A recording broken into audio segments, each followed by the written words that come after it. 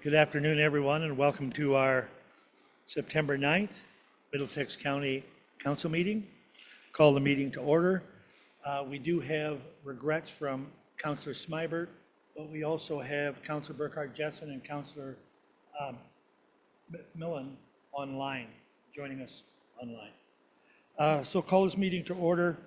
As we continue celebrating Middlesex County's 225th anniversary, I'd like to share another interesting piece of our history. Did you know that more than 100 years, wardens of Middlesex County wore the traditional gown during, I don't know, we don't have to wear a gown anymore, during official council meetings? That changed in January 71 when council voted to retire the gown and introduce a chain of office. The very first warden to wear the chain of office was Wilson Hodgins, and he's from Lucan, Ontario. And that was in November 9th, 1971 council meeting. At this time, I would ask the clerk to read the land acknowledgement. We acknowledge that the land we stand upon today is the traditional territory of the Attawandaron, Anishinaabe, Haudenosaunee, and Lenni-Pequot peoples, who have long-standing relationships to the land, water, and region of southwestern Ontario. The local First Nation communities of this area include Chippewa of the Thames First Nation, Oneida Nation of the Thames First Nation, and Munsee Delaware Nation. We acknowledge the treaties that are specific to this area: Treaty 2 McKee Purchase, Treaty 3 Between the Lakes Purchase, Treaty 6 London Township Purchase, Treaty 21 Longwoods Purchase, and Treaty 29 Huron Tract Purchase.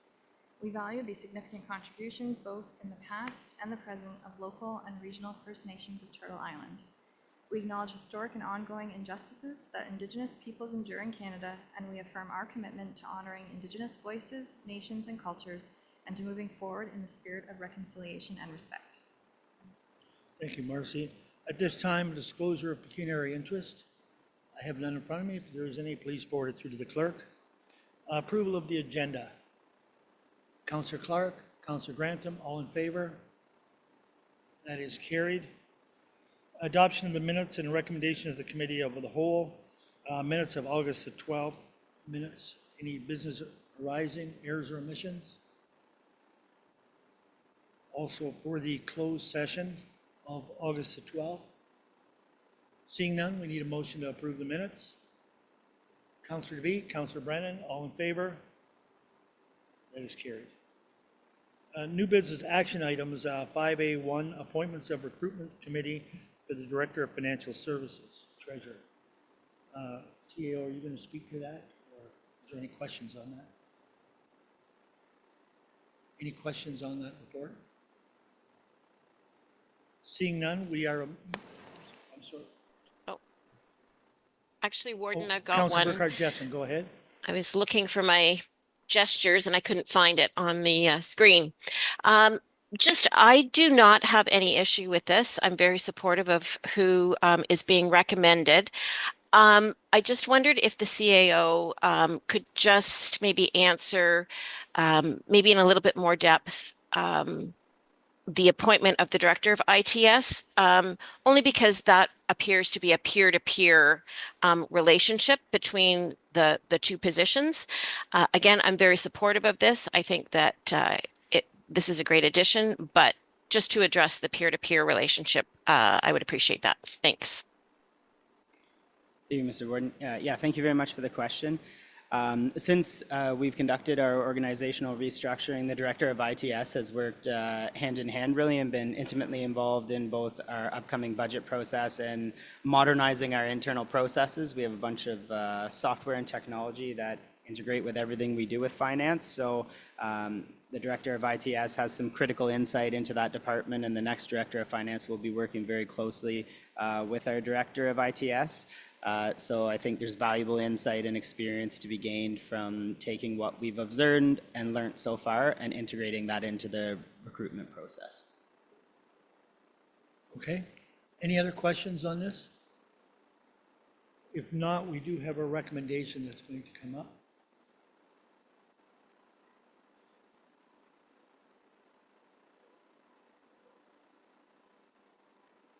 No questions in favor?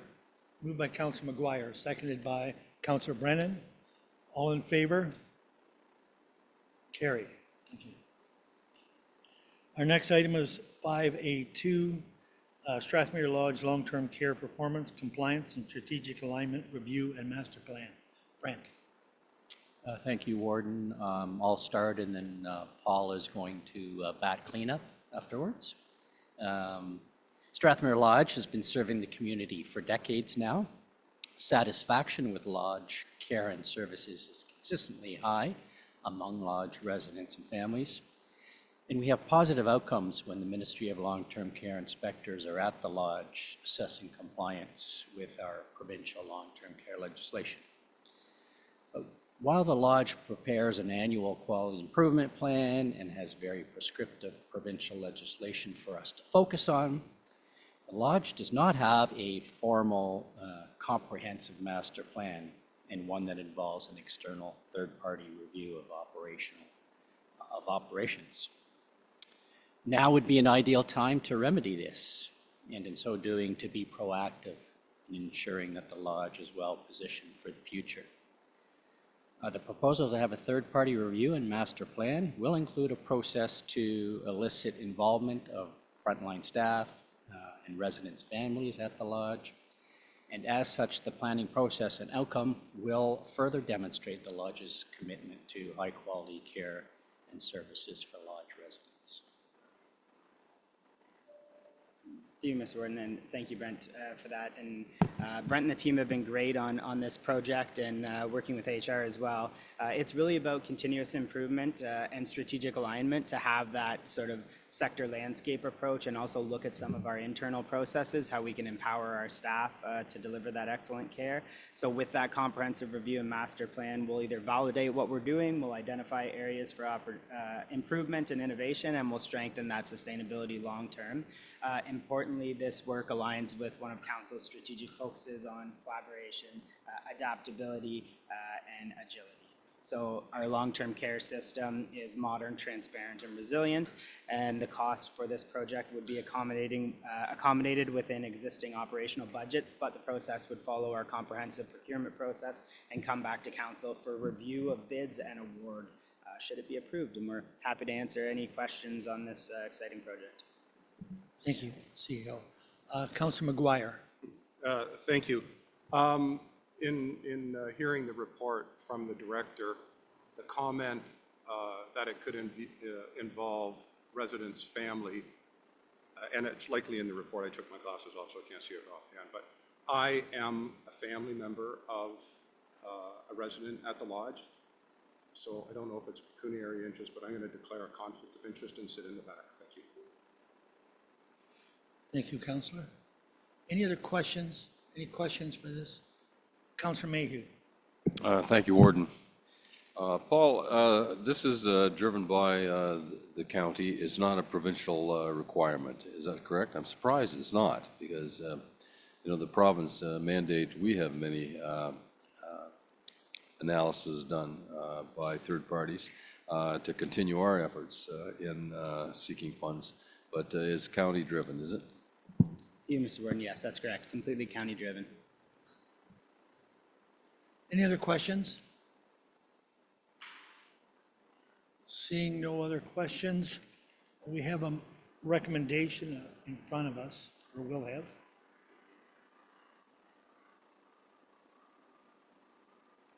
You have a recommendation from moved by Councillor Mayhew. Seconder, Councillor Clark. All in favor? Carried. Our next item is inquiries. Notices of motion. Councillor comments and other business.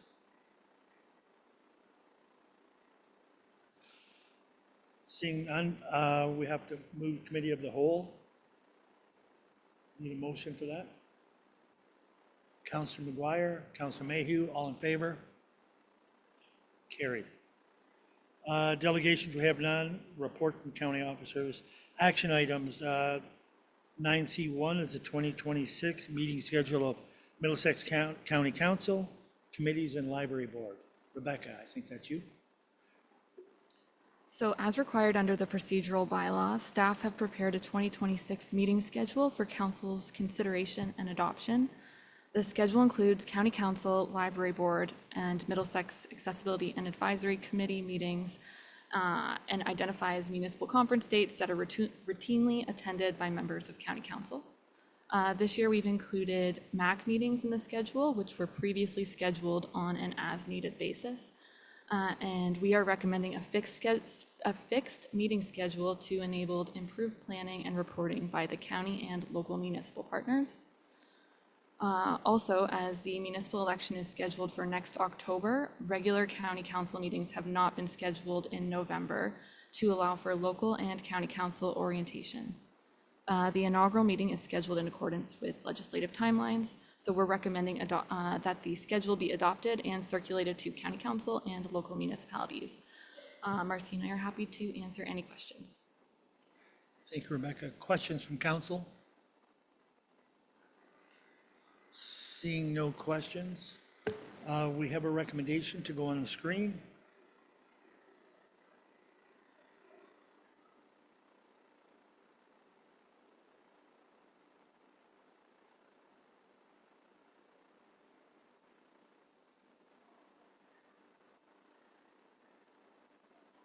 Is there now, do we have a mover for that recommendation? Councillor DeVee, Councillor Grantham, all in favor? That is carried. Thank you. Our next is item 9C2, Community Safety Zone Policy, and the reports from Chris Training. Yeah, thank you, Mr. Warden.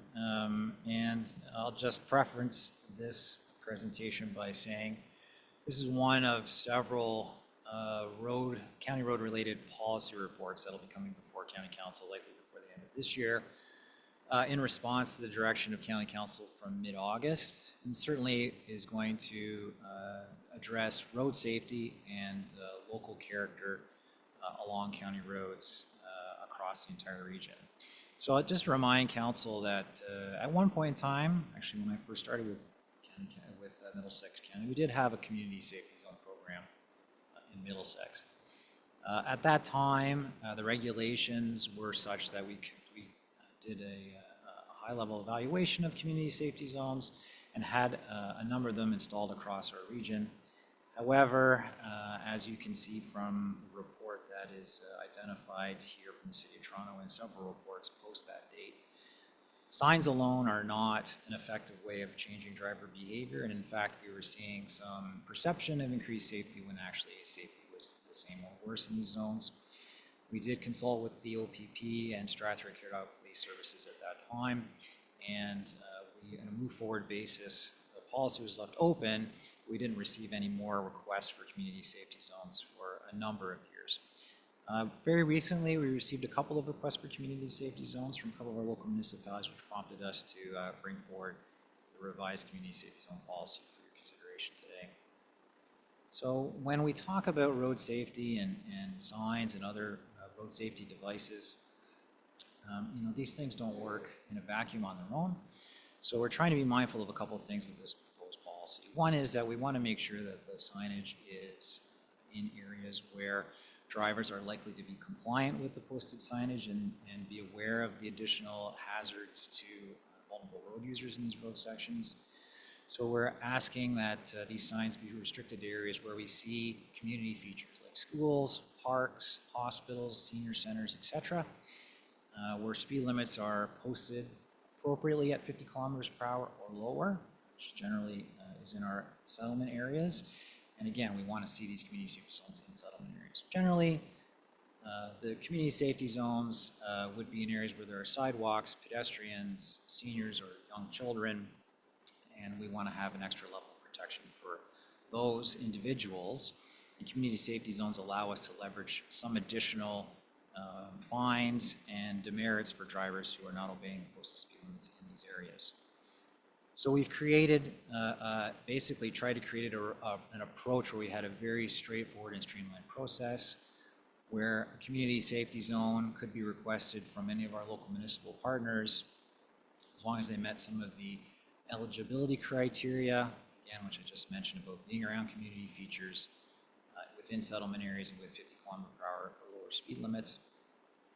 And then we would go through some evaluation, or risk level evaluation. You can see in the report. There's certainly a scoring criteria. But I would acknowledge that the scoring criteria is fairly flexible.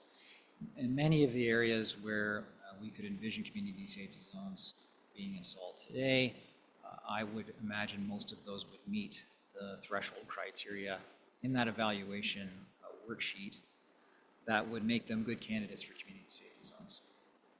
As I noted, community safety zone signage alone is not going to do a very good job in improving road safety.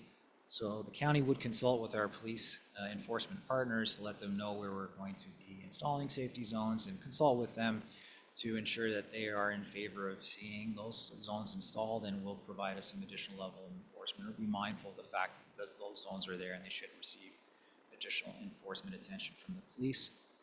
We're also going to be developing a public education program of sorts where we can post some educational information on the county website and hope to reciprocate that on our local municipal partner websites, and potentially create some postings that could be put on bulletin boards in libraries and schools and other areas, just to let people know how important it is that they pay attention, slow down, and be mindful of pedestrians and other vulnerable road users that we expect to see in these areas. As these are regulatory signs, meaning they're identified in the Highway Traffic Act and they're enforceable signs through the OPP and other police services, they would fall under the maintenance and capital program for the county.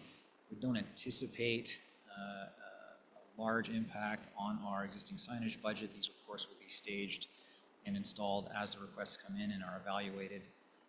But they would be county installed and county maintained signage since they are regulatory signs.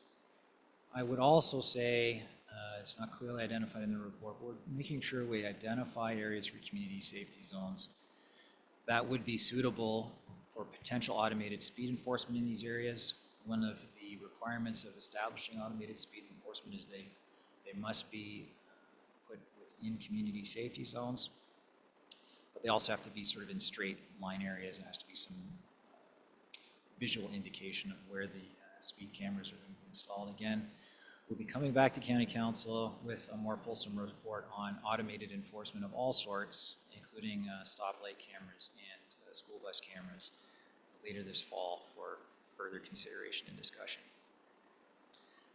The report was put together, was discussed at our most recent Public Works Directors meeting in late August. We received pretty much unanimous support from the Public Works Directors. We're happy to know that we had this community safety zone program back in place in a more descriptive policy framework that everybody knew they were basically working from the same set of rules and using the same tools for evaluation.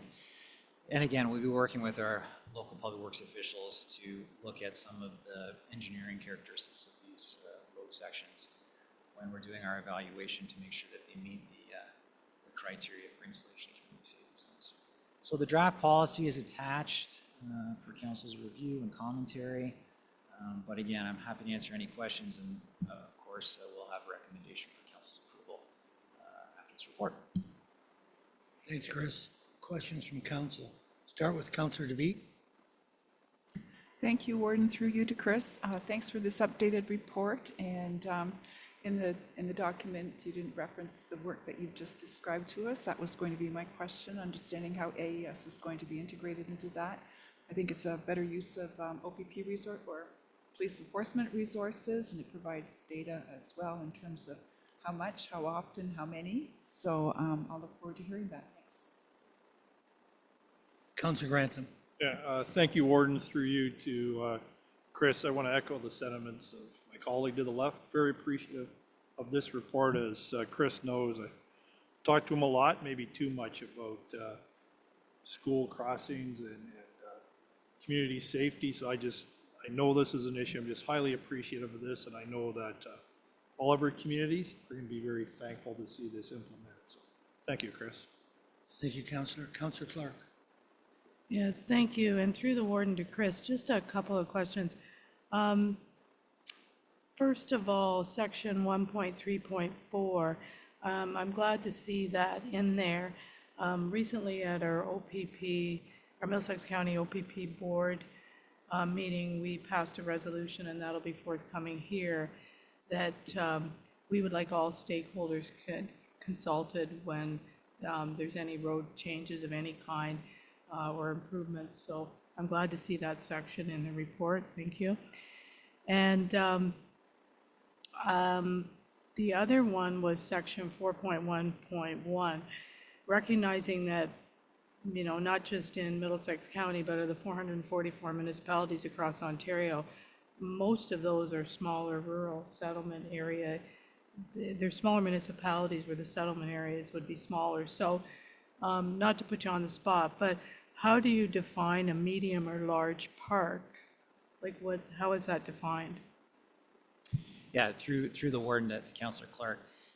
There's intentionally some ambiguity to the definitions there. Again, it will ask the local municipality if they consider it to be a medium or large park in their municipality. We certainly are not going to argue with them establishing that criteria or saying the park is of a certain scope or size. We're certainly not in a position to argue because a park is X number of square feet or square meters, it doesn't qualify. We're certainly allowing some flexibility in this policy to make sure we're including, it's the same in our crosswalk policy. We don't want to exclude our smaller settlement areas from having community safety zones. Okay, thank you. So I look forward also to the follow-up report that's going to come from this as well. So thanks. This is a good start. Thank you, Councillor Clark. Councillor Mayhew. Thank you, Warden. Chris, thanks again for the report. Chris, there's a signage that you use that's very effective, but it's very controversial, and that's the center line signs, flags you use.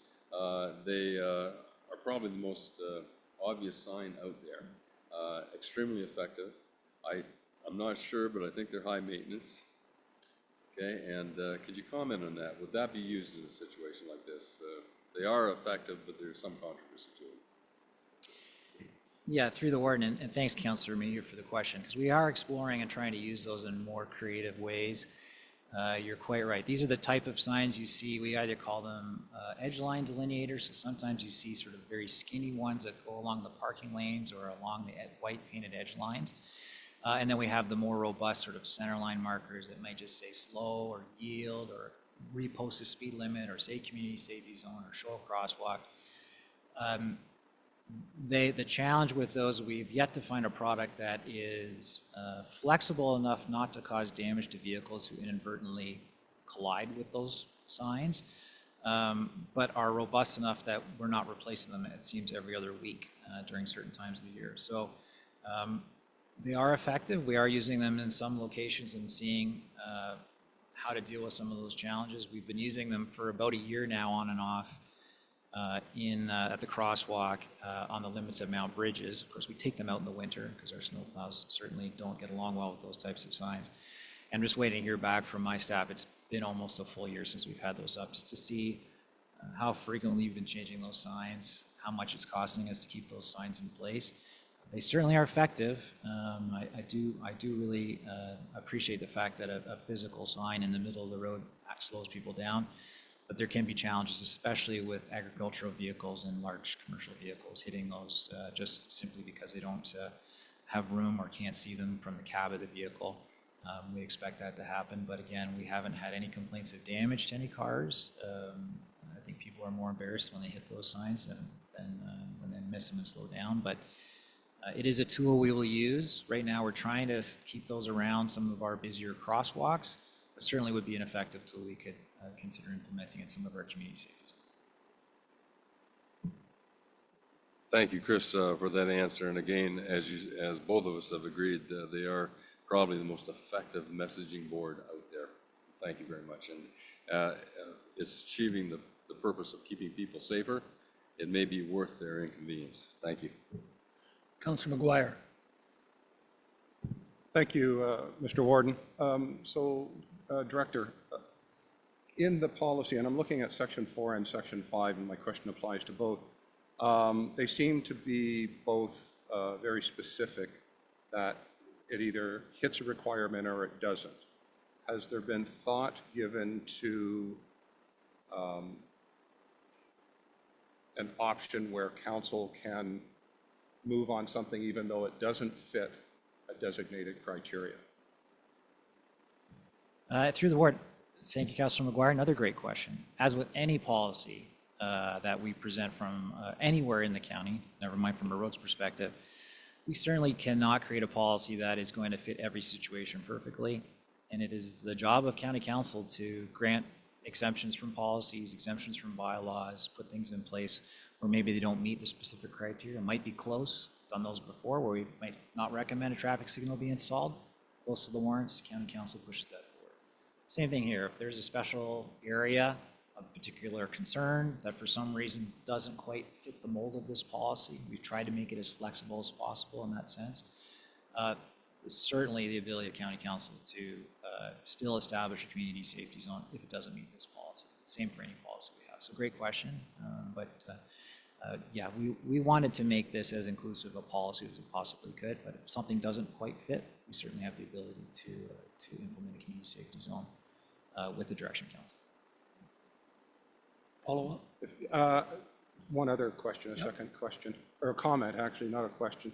A great report. I really appreciate it. Look forward to the final one.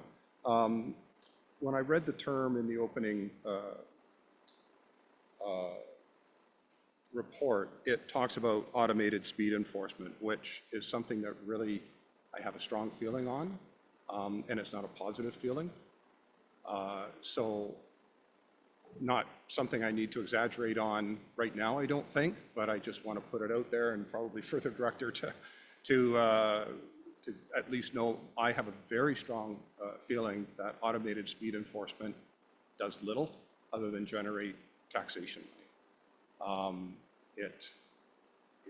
I don't think it changes people's driving behavior other than in a very, very short distance for the time that the camera is actually there. And then the camera is picked up and moved, and speed goes right back to what it was.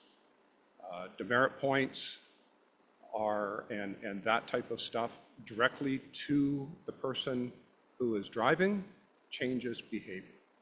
A fine to the registered owner does not change behavior. I believe that wholeheartedly. I have a lot of reasons and a lot of years' experience as to why I believe that. So I'm just putting that out there. It'd be interesting to see where prospective policy goes with this. But I just wanted to make that comment for the consideration of staff as they move forward. They might actually want to ask me why I have such strong feeling. Thank you, Councillor. Chris, I don't know if you want to respond to that, or is that strictly an opinion out there? Yeah, through the warden, very quickly, just so council's aware of the type of report we're going to see, or I'm going to hopefully present in our reports of county officers. It's just going to give the landscape of automated enforcement. What's out there, what we can use, whether it's a red light camera, whether it's a school bus camera, whether it's automated speed enforcement, what we can't use, like there's no stop sign cameras right now, those types of things, just a bit of an educational sort of landscape of what's happening out there, some of the challenges. Certainly will be talking a little bit, because I do understand your perspective about the pros and cons of all these types of automated enforcement. You're very correct. Demerit points don't happen. There is some question about the disparity or the inequity of a fine versus the income of the person who receives the fine in the zone. There's some good studies out there on some of that commentary. That'll all be laid out in this report, and then we'll certainly be looking for county council for some direction. Are there parts of this automated enforcement you would like us to pursue in more detail? Are there other ones that we feel maybe get put on the back burner, or do we do everything under the complete umbrella of automated enforcement? So there won't be a direct recommendation from that report of county officer. That'll be more for us to develop a feel for what county council wishes to see us explore in more detail, and then we'll move forward with more specifics. It certainly will be it'll be a big challenge if we want to do everything all at once, but we can certainly pick these things off, in sort of a logical manner for implementation if council does decide to go in that direction. Thanks, Chris. Is there any other questions?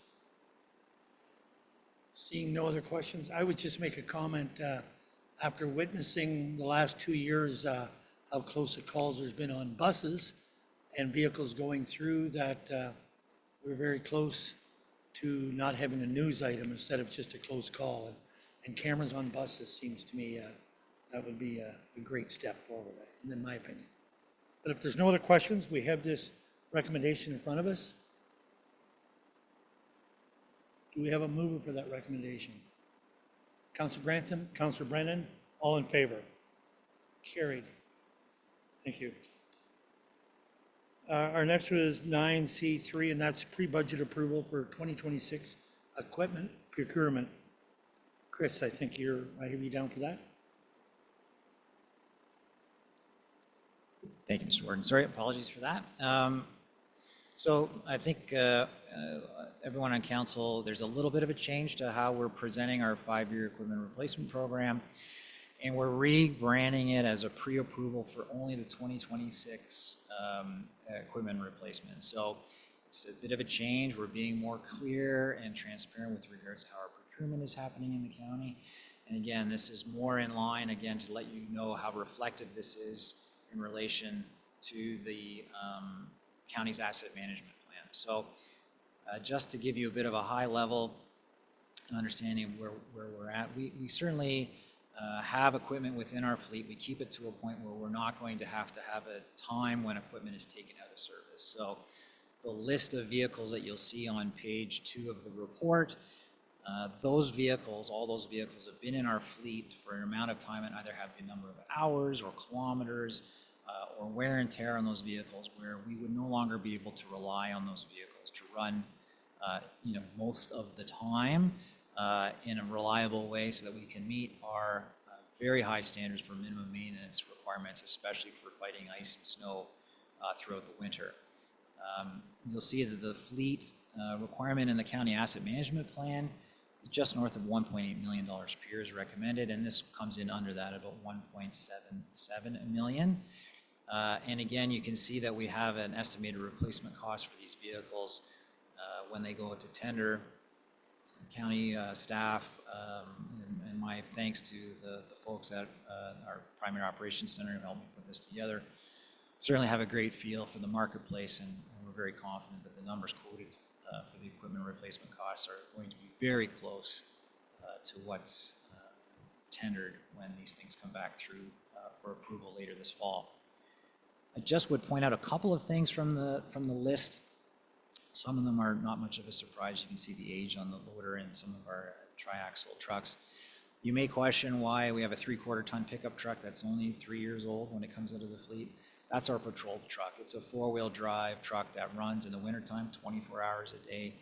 Certainly our staff are in and out of that truck. It rolls all the time doing all of our patrols. So those trucks usually get up to 400, 450,000 kilometers on them by the time they're put in the system for replacement. So again, it would be a major repair or an engine replacement that would have to be undertaken on these vehicles. And we do rely on these trucks to meet our minimum requirements for patrolling during the winter. So those trucks get replaced more often than usual. And again, people may question why we have a 3/4 ton four-wheel drive truck. These trucks are driving in the worst conditions you can imagine. They're in icy roads, they're in blizzards, they're in snow. And our folks out there are out there monitoring our roads to make sure we're deploying our resources effectively and efficiently to provide safe travel for our county road users, especially in the winter. The other one you'll see is truck 19, T19. It's 2008. This was a spare truck that's rolling into our system. As county council is aware, we're going to be assuming a significant number of roads into our county system as of the start of this coming winter. And we certainly are at a position where we're needing to add additional vehicle to the fleet that was anticipated in the asset management plan. And this is certainly just showing you that this is a replacement to a tandem truck that we've had in our system for quite a number of years as a spare vehicle to roll when our other vehicles are out of commission for repairs. Again, we're tendering, our recommendation, I should say, is to tender these vehicles in the fall. We've had very competitive pricing in the past, especially for our large vehicles in the fall season. And most importantly, these trucks take a long time to go through the procurement process. They are custom-made parts for many of these trucks, specialized plow equipment that we're seeing trucks delivered around this time of year that we ordered last year, about the same time. So they are a long turnaround time. We need these trucks to be rolling and ready to go for the upcoming winter. These ones will be for the winter 2026, 2027. And if we tried to order them in the fall, we certainly would be no way that we would receive them in time for the upcoming winter season. So again, financially, no impact on this year's budget. We would keep our estimated that number of that 1.77 million in 2026. These vehicles are not delivered in the current budget year. They are delivered in next year's budget year. We are clear in the procurement that we're not procuring these vehicles until at the earliest January 1, 2026. So again, there's no impact on 2025's budget. We've already used that procurement from our tendering from fall of 2024. So again, I think I'll leave it at that. There'll be a recommendation on the screen. I'd be happy to answer any questions about the report. Thank you, Chris. Questions from council? No questions? We have a recommendation in front of us.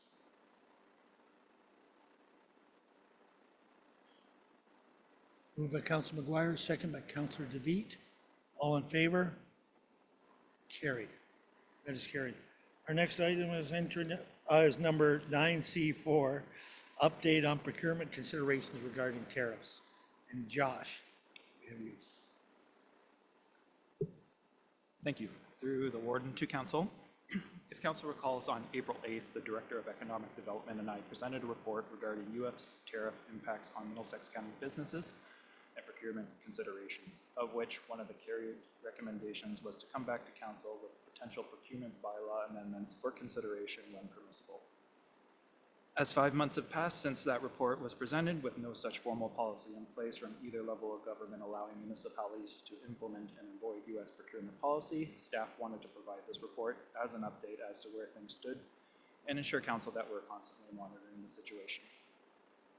As you can see in the analysis section of the report, participation of U.S. businesses in county procurement so far in 2025 has been non-existent, and that there has only been one instance of such for the lower tier municipalities that county procurement services supports. Settled that this past Friday, September 5th, the federal government announced that they will be implementing a new Buy Canadian policy.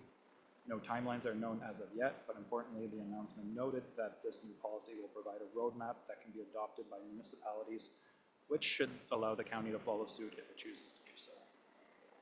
As soon as further information emerges regarding this policy, staff will come back to council with the details and any actions the county could implement for council consideration.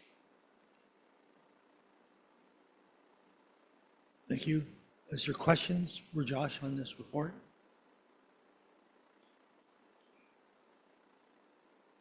Any? Councilor Mayhew? Thank you, Warden. Josh, thank you for the report. Josh, both municipal and county governance spend a very considerable amount of money on software programs. And many of those software programs are US based. Does that enter into the equation at all, software usage or procurement? What's your response to that? Well, yeah, that's historically in the past where we've seen it come up on county and lower tier municipality procurements. Just so happens with the tariffs, funny enough, that none of those have actually happened yet, so we haven't had to actually deal with that issue.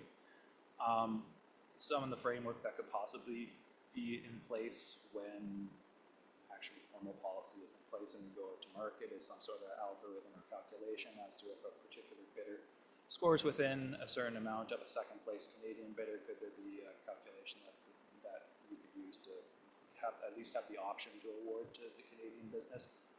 But that would be, I'd be able to provide better detail of that once the actual policy is provided.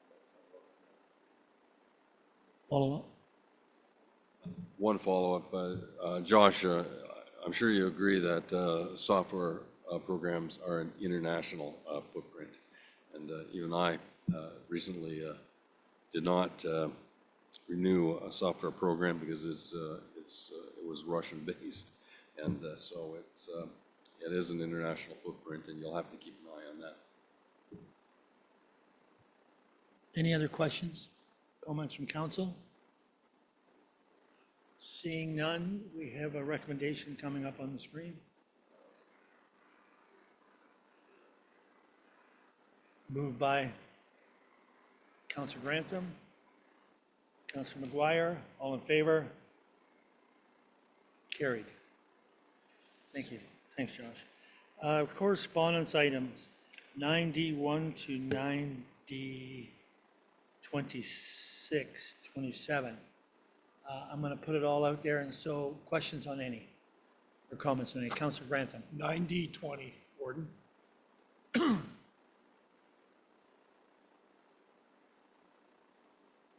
ahead. Thank you, Warden. I want to speak to this. It's one that I'm highly supportive of, but if I find the resolution, I want to, before I begin, just pinpoint one line from the resolution from Zora Township. It states, whereas the schools in our communities also provide a broader impact than education alone. I'm going to just pinpoint on the impacts of Melbourne, Ontario, and the closure of Caradoc South.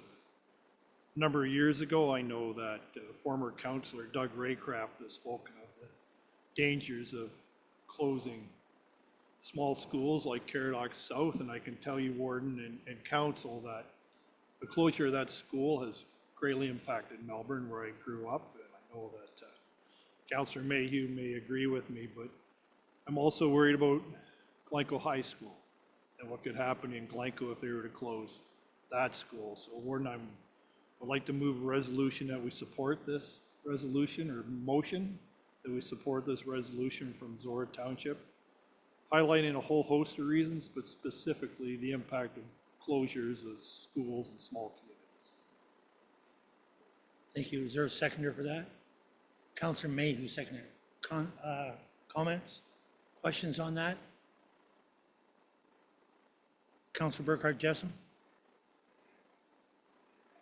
Thank you, and through the warden. I just wanted to address Councillor Grantham's comments, and I certainly respect where he's coming from, and I believe that we all have the same concerns when it comes to school closures in our rural and small urban communities.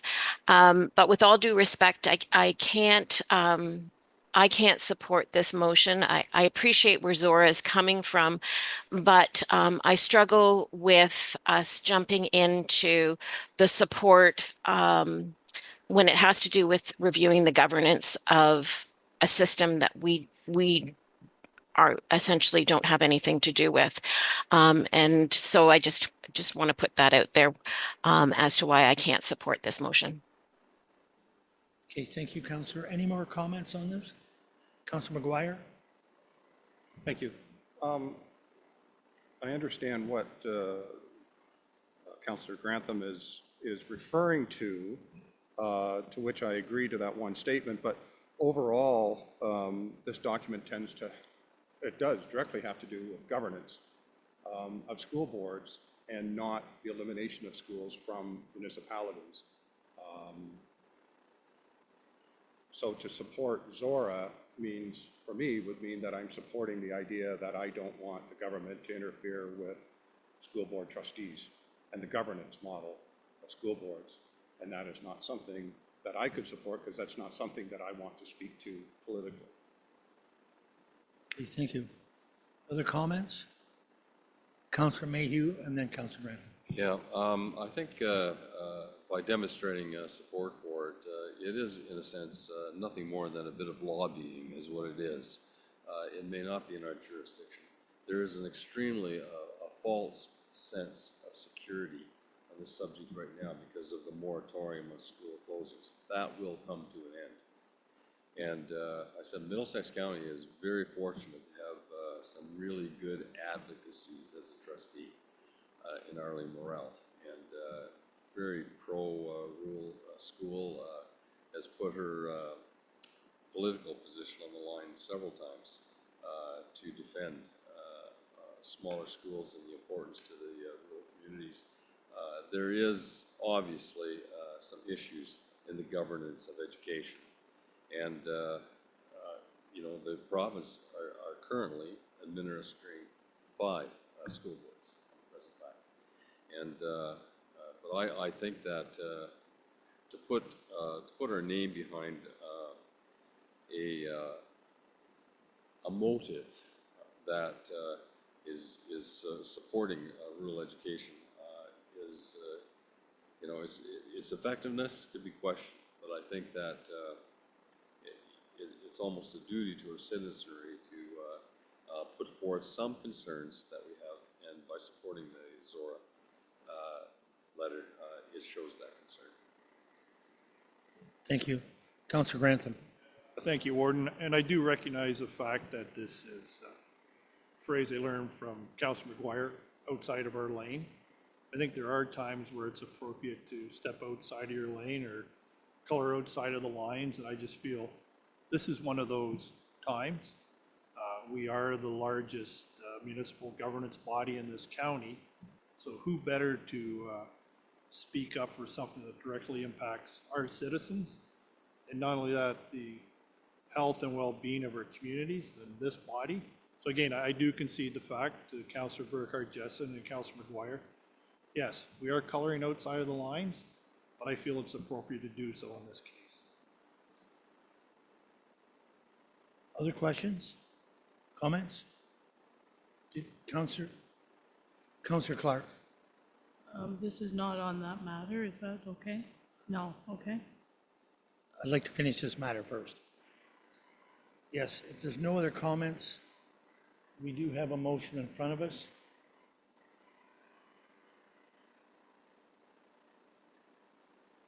And that is to support the Zorro Ministry of Education review. In favor of that report?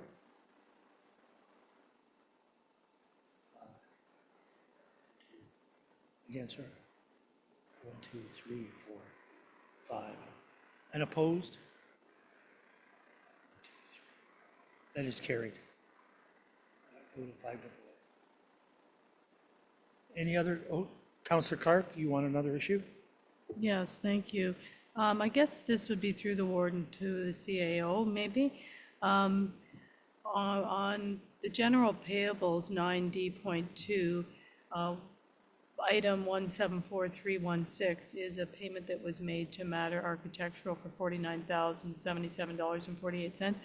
I'm just wondering, I know that was back in June, but my question is, maybe it's more of a request that I'd like to see, I haven't decided in what frequency, but some sort of report back to council as to budget to actuals for the new build, just to see if we're on track there. So if you can speak to that, maybe.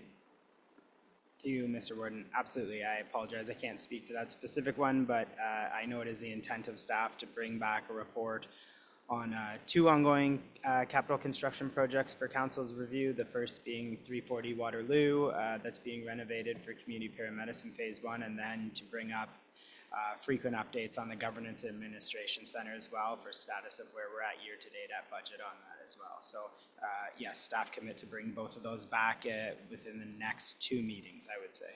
Okay, thank you. Any other questions on the correspondence? Seeing no other questions, need a motion to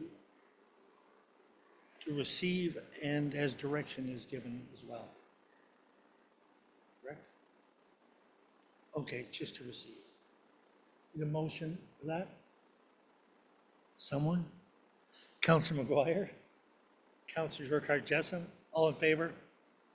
Carried. Thank you.